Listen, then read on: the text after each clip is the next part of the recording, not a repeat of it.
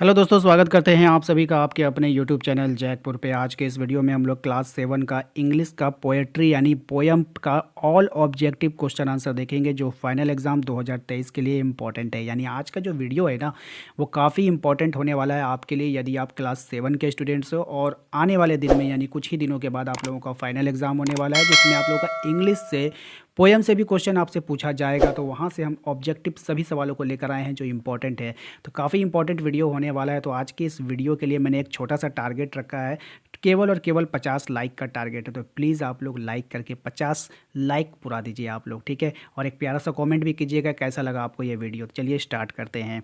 देखिए क्या है हमारा, who is the poet of the poem be a friend.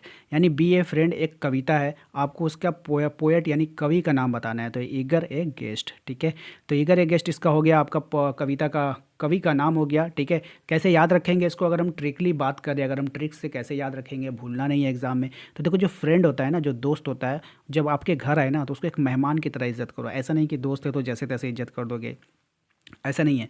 आपका दोस्त है तो क्या हुआ, लेकिन उसका जब वो आपके घर आए तो उसको गेस्ट की तरह उसकी इज्जत करना है, ठीक है। तो इस तरह से याद रखिएगा, ट्रिक हो गया ये।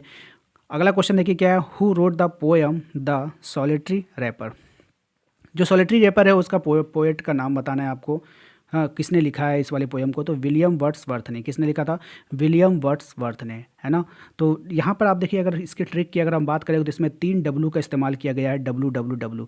तो डब्लू डब्लू डब्लू क्या होता है, एक फाइटिंग होता है, फाइट वाला एक शो होता है। उसमें क्या होता है, अगर जो मारता है तो कैसा मारता है, सॉलिड मारता है। कैसा मारता है, सॉलिड मारता है ना।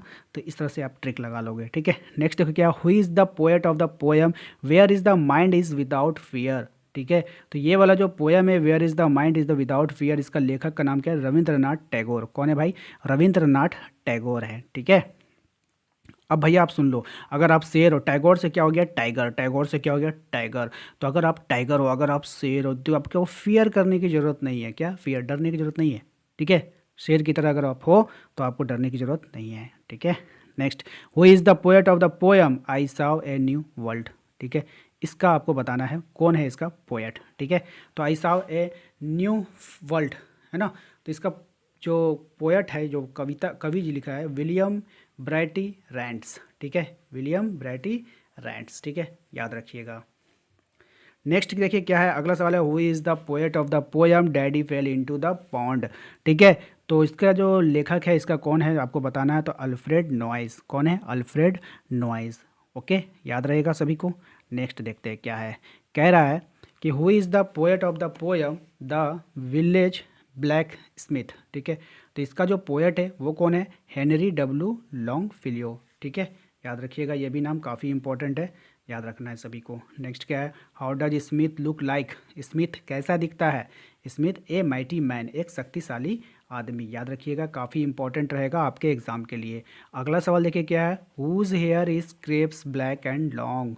किसके बाल रूखे, काले और लंबे हैं, किसके बाल हैं, तो ब्लैक स्मिथ के। किसके हैं, ब्लैक स्मिथ के। अगला सवाल देखो क्या है, what happened when daddy fell into the pond. क्या हुआ जब डैडी तालाब में गिर गए, तो एवरी वंस फेस गिरियो मैरी एंड ब्राइट। इसका मतलब क्या हो गया, सभी के चेहरे पर प्रफुल्लता और उज्जवल हो गए। सभी के चेहरा क्या हो गया, प्रफुल्लता और उज्जवल हो गए, यानी खुशी की झलक आ गई उसके गिरने से। आई इन द पोयम, यानी इस पोयम में आई सैव ए न्यू वर्ल्ड। यहाँ पे जो आई वर्ड इस्तेमाल किया गया है वो किसको रेफर कर रहा है, किसको रिप्रेजेंट कर रहा है, आपको बताना है। तो किसको कर रहा है, पोएट को, यानी कवि को रिप्रेजेंट कर रहा है, ठीक है। What does the poet compare dead habit to. तो कवि मृत आदत की तुलना किससे करता है, तो ड्रेरी डेजर्ट, डरावना रेगिस्तान से। किससे करता है, डरावना रेगिस्तान से, याद रखिएगा इसको। अगला सवाल देखिए क्या है, व्हाट डज द सॉलिटरी रेपर, ठीक है, कैरी इन हैंड। हैंड में उसने क्या कैरी करके रखा था, तो सिकले को। किसको, सिकले को, यानी कि हाशिया को। किसको क्या था, हाशिया को। What does the melancholy strain mean. इसका मतलब बताना है आपको। तो ये क्या हो जाता है, सैड सॉन्ग। क्या हो जाता है, सैड सॉन्ग, याद रखिएगा। What will you get for you labour. Labour से हम लोग क्या चाहते हैं, प्रॉफिट चाहते हैं ना। क्या चाहते हैं, प्रॉफिट चाहते हैं। Friendship does not need, friendship जो होता है उसको क्या चीज़ की आवश्यकता नहीं होती है, तो उसको मनी की। हाँ, दोस्ती को पैसे की ज़रूरत है नहीं, है ना। वो किसी किसी से भी हो जाता है, अमीर को गरीब से, गरीब को अमीर से।